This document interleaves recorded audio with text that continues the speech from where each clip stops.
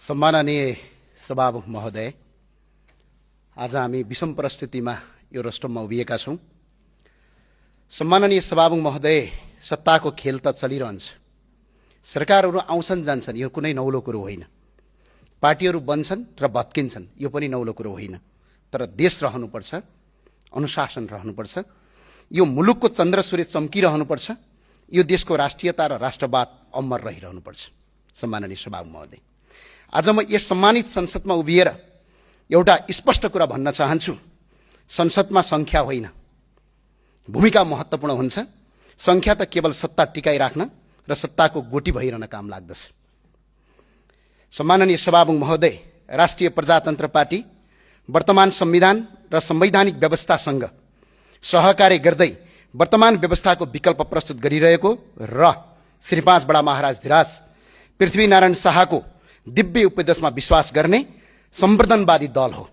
हामीले नेपालमा सम्वर्धनवादको महत्त्वपूर्ण पाटोको रूपमा रहेको राष्ट्र संस्था सहितको प्रजातन्त्र, सनातन धर्म सापेक्ष हिन्दू राष्ट्रको पुनर्स्थापना र आर्थिक हिसाबले बोजिलो र मुलुकमा आवश्यकता बिना भित्राएको संहिताको खारेजी जस्ता शासकीय स्वरूपमा आमूल परिवर्तनका मुद्दाहरू बोकेको हुँदा केवल एक थान उपसभामुखको पद हाम्रो प्राथमिकता नै थिएन र छैन पनि। तथापि संसदको सबभन्दा ठूलो दलबाट नै प्रस्ताव आएपछि अन्य पुराना राजनीतिक दल र हामी परिवर्तन खोज्ने राजनीतिक दल बीचको ध्रुवीकरणको सम्भावनालाई मध्यनजर गर्दै उम्मेदवारी दिने टुङ्गोमा पुगेका थियौं। यसै सन्दर्भमा हिजो बिहान एकातिर उपसभामुखको निर्वाचन सम्बन्धी छलफलमा अन्य प्रतिपक्षी दलहरूले रापरवालाई बाइपास गरी छलफल चलाइरहेका थिए भने अर्कातिर रासपा सभापतिबाटै सहयोगको आश्वासन प्राप्त गरेपछि रापरवा संसदीय दलको सर्वसम्मत निर्णयले हामीले उपसभामुख उम्मेदवारी दिएका हौं। सम्माननीय सभामुख महोदय, आजको हाम्रो उम्मेदवारीले राजनीतिकमा स्पष्ट कित्ता क्लियर बनाएको छ। हिजोका पुराना र भनिएका राजनीतिक दल र अहिले उदाएका नयाँ राजनीतिक दलका साइनबोर्डहरू फरक फरक भए तापनि उनीहरूको बीचको नीतिगत सिद्धान्त र विचारको नाभि एउटै ठाउँमा जोडिएको प्रष्ट भएको छ। सम्माननीय सभामुख महोदय, यो व्यवस्थाको विकल्पको रूपमा मौलिक व्यवस्था खोजिरहेको र यही आयातित व्यवस्थालाई टालटुल गर्नुपर्ने भन्नेहरू बीचको स्पष्ट कित्ता छुटिएकोमा हामीले महसुस गरेका छौं। हाम्रो उम्मेदवारी केवल एक थान उपसभामुखको पदका लागि मात्र थिएन। यो त आयातित व्यवस्था मान्नेहरू र विदेशीहरूको गोटी भइरहनेहरूका प्रवृत्तिका विरुद्ध र श्री 5 बडा महाराज धिराज पृथ्वीनारायण शाहको दिव्य उपदेशलाई शिरमा धारारोपण गर्दै राष्ट्र र राष्ट्रियताको रक्षा गर्ने महाअभियान बीचको स्पष्ट भिन्नता छुट्याउने एउटा ऐतिहासिक परीक्षा थियो, जुन परीक्षामा हामी सहभागी भइरहेछौँ र हामी सफल पनि भएका छौँ। सम्माननीय सभामुख महोदय, सुशासन कायम होस्, राजनीतिक रोजगारी सिर्जना होस्, भ्रष्टाचार नियन्त्रण होस्, यी सबै प्रयासहरूमा हामी स्वागत गर्छौँ र साथसाथै साथ पनि दिन्छौँ। तर प्रश्न उठ्छ, नेपाली हामी रहौँला कहाँ नेपालै नरहे, परिचय हाम्रो रहला कहाँ पहिचान नै नभए।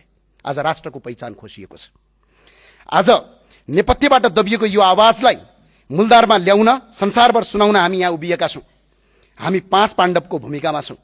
हामी 5 जना सांसद मात्र होइनौँ। सम्माननीय सभामुख महोदय, यो त राष्ट्र र राष्ट्रियता जोगाउन, मुलुकलाई सत्मार्गमा डोर्याउने एउटै हातका 5 औँला हौं। आजको यथार्थ के छ? यो देशको राष्ट्रपति आर्यवर्गबाट हुनुहुन्छ, यो देशको उपराष्ट्रपति पनि त्यही वर्गबाट हुनुहुन्छ, देशको प्रधानमन्त्री पनि त्यही वर्गबाट हुनुहुन्छ, सभामुख पनि त्यही वर्गबाट हुनुहुन्छ, राष्ट्रिय सभाका अध्यक्ष उपाध्यक्ष सबै यही वर्गबाट छन्। हुँदा हुँदा सुरक्षाका प्रमुखहरू पनि त्यही वर्गबाट छन्। अनि कसरी बनिन्छ 36% झन्डै 1 करोड जनजातीय आदिवासीको प्रतिनिधित्व छ भनेर? कहाँ छ त्यो प्रतिनिधित्व? के यो देशमा जनजाति र आदिवासीको होइन यो देश? संविधानले व्यवस्था गरेको समानता र समावेशता कहाँ छ? यो त केवल कागजको खोस्टोमा मात्र सीमित भयो।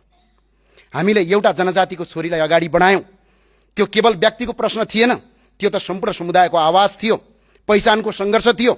तर फेरि पनि त्यो आवाज दबाइयो, केही छैन। पानी बग्दै गर्छ, हावा चल्दै गर्छ, तर प्रश्न यो हो, त्यो हावाको वेग कतातिर बगिरहेको छ, कसका पक्षमा बगिरहेको छ? यदि त्यो हावा सधैँ एउटै वर्गतिर मात्रै बगिरहने हो भने यो देशमा समानता कहिले आउँछ अनि न्याय कहिले स्थापित हुन्छ? एउटा युवा, भर्खरको युवा नेपालको छोरी यो देशको उपसभामुख हुँदै हुनुहुन्छ। यसमा हामीलाई कुनै आपत्ति छैन।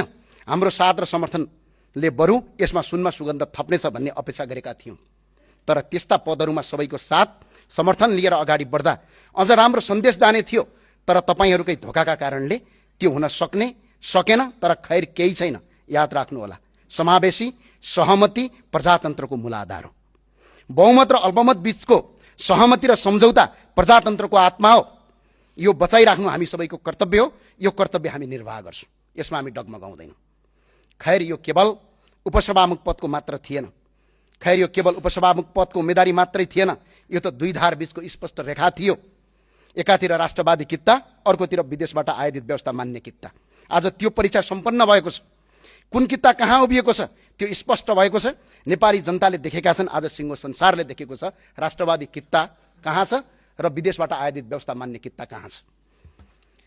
तपाईहरूलाई कतै रापरपाले उपसभामुख जित्यो भने, संवैधानिक परिषदको सदस्य बन्यो भने राष्ट्र संस्था पुनर्स्थापनाको बहसलाई एक खुट्किलो अगाडि बढ्नेछ भन्ने डर रहेछ।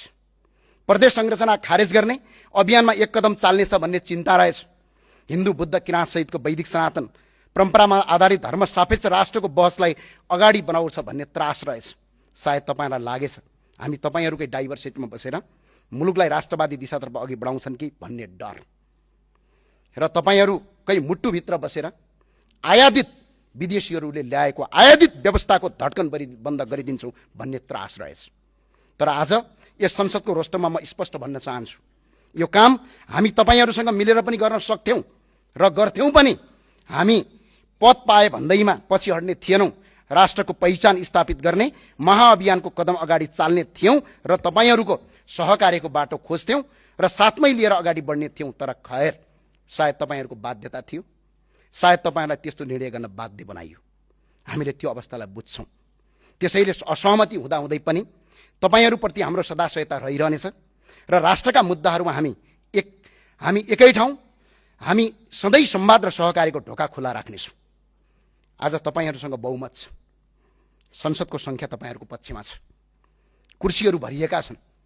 हाम्रा कुरा अहिले तपाईँहरूलाई सामान्य र हास्यपदक लाग्न सक्छ, तर समय बलवान हुन्छ। त्यो दिन आउनेछ जब यही शब्दहरू सत्य साबित हुनेछ। सम्माननीय सभामुख महोदय, एउटा कथन थियो, युद्ध र प्रेममा सबै कुरा जायज हुन्छन् भने जस्तै राजनीतिमा आश्वासन र धोका पनि जायज हुँदो रहेछ भन्ने कठोर यथार्थ बुझ्दैछु म। युद्ध र प्रेममा सबै कुरा जायज हुन्छन् भने जस्तै राजनीतिमा आश्वासन र धोका पनि जायज हुँदो रहेछ भन्ने कठोर यथार्थ बुझ्दैछु। अब बोलीभन्दा बढी सङ्केत बुझ्नुपर्ने कुरा सिक्दैछु, किनकि बोलीको कुनै भर हुँदो रहेनछ। पार्टी र विचार फरक भए पनि मैले सधैँ आदर्श मानेका व्यक्तित्वबाट सिकेको यो राजनीतिक संस्कारका लागि धन्यवाद व्यक्त गर्न चाहन्छु। सम्माननीय सभामुख महोदय, बलियो प्रतिपक्ष बिना कुनै पनि सरकार दीर्घकालीन रूपमा सुरक्षित रहँदैन। प्रतिपक्ष बिनाको सरकार त्यति राम्रो हुँदैन। प्रतिपक्ष बिनाको कुनै पनि सरकार दीर्घकालीन रूपमा सुरक्षित रहँदैन। बलियो प्रतिपक्ष नै प्रजातन्त्रको सुन्दरता हो। त्यसैले हामी सङ्ख्यामा कम भए पनि विचारमा बलिया छौँ। हामीले यो संसदको बलियो प्रतिपक्षको भूमिका खेल्नेछौँ र प्रतिपक्षमा रहन्छौँ पनि। प्रजातन्त्रलाई फुल्ल र फुलाउन, अझै सुन्दर बनाउन अहम भूमिका खेल्नेछौँ। प्रतिपक्ष बिनाको सरकार नुन बिनाको तरकारी जस्तै हुन्छ। त्यसैले यो सरकारलाई बलियो प्रतिपक्ष भएर सहयोग गर्छौँ। र सम्माननीय सभामुख महोदय, आज यो रोस्टरमा उभिँदै गर्दा राजनीति अलिअलि सिकियो, कस्तो हुँदो रहेछ राजनीति भन्ने कुरा सिकियो र बुझियो पनि।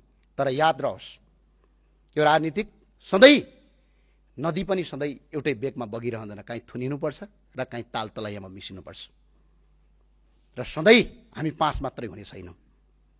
र याद रहोस्, राष्ट्रिय प्रजातन्त्र पार्टी त्यो शक्ति हो 2064 सालको स्थापनापछि सशस्त्र सङ्घर्षबाट आएको माओवादीले पनि पतन गर्न नसकेको शक्ति हो। यो शक्ति लुज हुँदैन हो। खैर हामीले एउटा विश्वासलाई आत्मसात राखेका थियौँ। त्यो विश्वासका साथ हामी अगाडि बढ्छौँ। अरू कसैलाई केही भन्नु छैन, केही गुनासो छैन।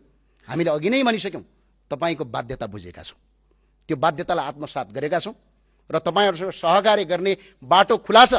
तर संसद सधैँ सत्तापक्षको होइन, संसद प्रतिपक्षमा बसेर हाम्रो भूमिका निर्वाह गर्छौँ। त्यही भएर सम्माननीय सभामुख महोदय, हामीले जनजातिबाट, त्यो पनि नेपालकै लोकमुमनक जातिबाट, हेल्मो भन्ने समुदायबाट प्रतिनिधि सभाको उपसभामुखको पदको हामीले उम्मेदवारी दिएका छौँ। सम्माननीय सभामुख महोदयको अनुमतिमा यस सभाका माननीय सदस्य सरस्वती लामालाई उपसभामुख पदमा निर्वाचन गरियोस् भनी प्रस्ताव प्रस्तुत गर्दछौँ। बाँकी तपाईँहरूको इच्छा, सोच गर्नुहोस्, विचार गर्नुहोस्। जय राष्ट्रवाद, जय नेपाल। हस्, धन्यवाद।